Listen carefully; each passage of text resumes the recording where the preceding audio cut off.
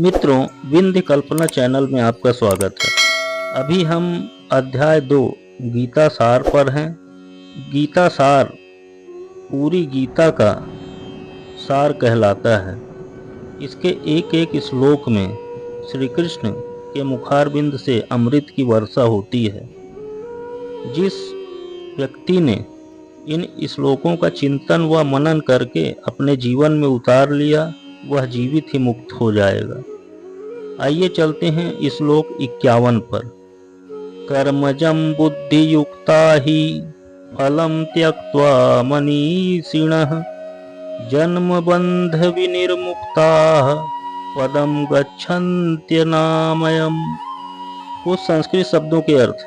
कर्मजम यानी सकाम कर्मों के कारण, बुद्धि युक्ता यानी भक्ति में लगे, ही यानी निश्चय ही, फलम यानी फल, त्यक्त्वा यानी त्याग कर, मनीषिण यानी बड़े बड़े ऋषि मुनि या भक्तगण, जन्म बंध यानी जन्म तथा मृत्यु के बंधन से, विनिर्मुक्ता यानी मुक्त, पद्म यानी पद्म पर, गच्छन्ति यानी पहुँचते हैं, अनामयम यानी बिना कष्ट के।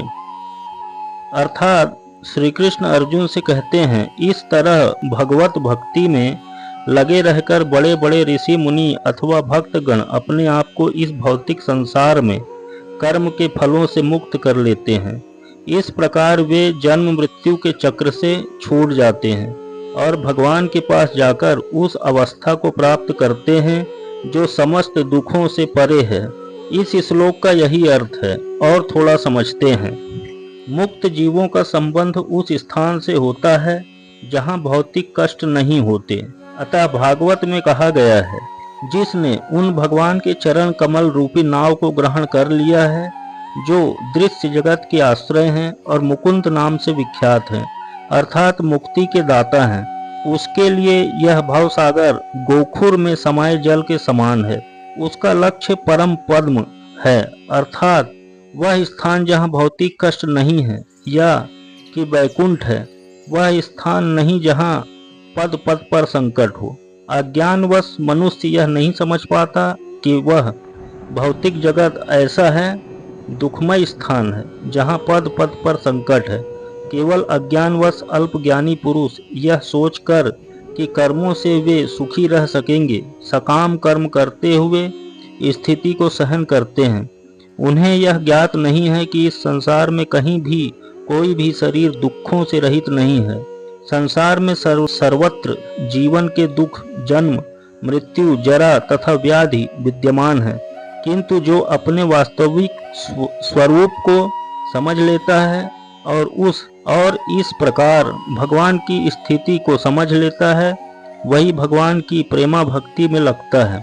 फलस्वरूप वह वैकुंठ लोक जाने का अधिकारी बन जाता है, जहाँ ना तो भौतिक कष्टमय जीवन है, न ही काल का प्रभाव तथा मृत्यु है।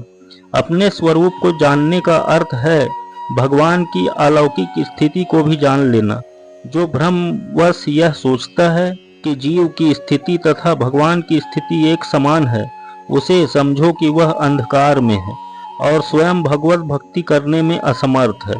वह अपने आप को प्रभु मान लेता है और इस तरह जन्म मृत्यु की पुनरावृत्ति का पथ चुन लेता है। किंतु जो यह समझते हुए कि उसकी स्थिति सेवक की है, अपने को भगवान की सेवा में लगा देता है, वह तुरंत ही वैकुंठ लोक जाने का अधिकारी बन जाता है। भगवान की सेवा कर्म योग या बुद्धि योग कहलाती है, जिसे स्पष्ट शब्दों में भगवत भक्ति कहते हैं।